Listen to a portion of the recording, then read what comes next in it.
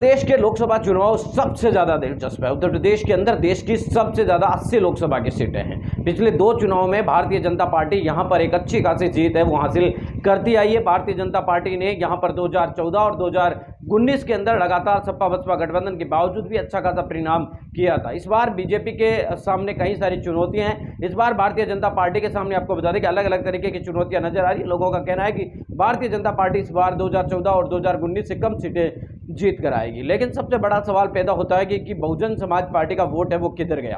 अलग अलग विशेषज्ञों का दावा है कि अलग अलग राजनीतिक पार्टियों की तरफ से अलग अलग दावा किया जा रहा है कि संविधान बचाने के नाम पर जो दलितों का वोट है वो कांग्रेस पार्टी की तरफ से गया। कुछ लोगों का यह कहना है कि राशन और बीजेपी के द्वारा चलाई जाए वेलफेयर जो स्कीम है उनकी वजह से उनके पक्ष में गया।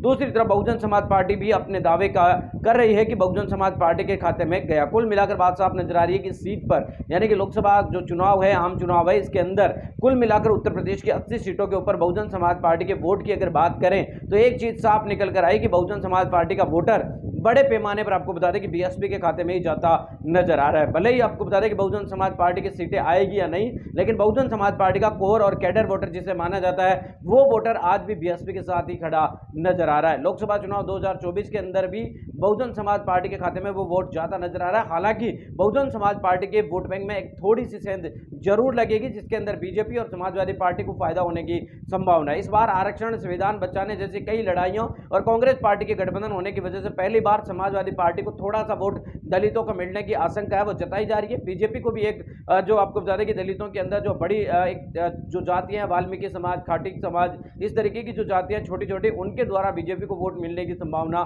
जताई जा रही है। वहीं आपको बता दें कि बीएसपी का कोर वोटर जाटव जो है वो आज भी बीएसपी के साथ में एक तरीके से मजबूती के साथ खड़े होने की इस लोकसभा चुनाव के अंदर भी नजर आ रहा है कि बीएसपी का जो वोटर है वो अधिकांश आपको बता दें कि बहुजन समाज पार्टी को ही जाएगा। अगर बहुजन समाज पार्टी को दूसरे बड़े जो समाज है, जातियां, उनके वोट मिलते हैं तो बीएसपी कई सीटों के ऊपर निर्णायक भूमिका में